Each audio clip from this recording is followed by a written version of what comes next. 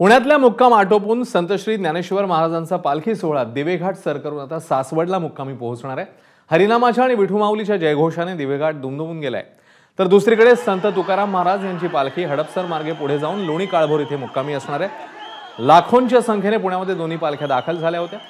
2 दिवस पालख्यांनी पुणेकरांकडून पाहुणचार करून घेतला आणि पुणेकरांनी वारकऱ्यांची सेवा केली। त्यानंतर पंढरीच्या दिशेने पालखीचं प्रस्थान पाहायला मिळालं।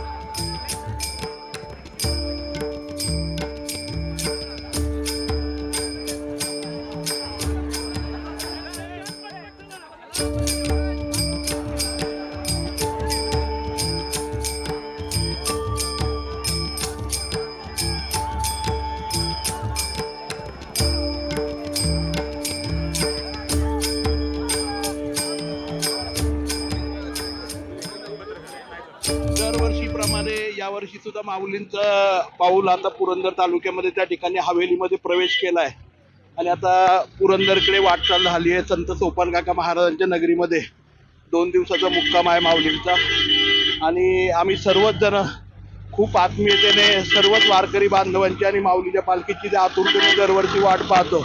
पांडुरंगाजवळ एकच मागणं आहे, दुष्काळी हा कायमचा शिक्का माझ्या पुरंदर हवेलीवरचा जाओ।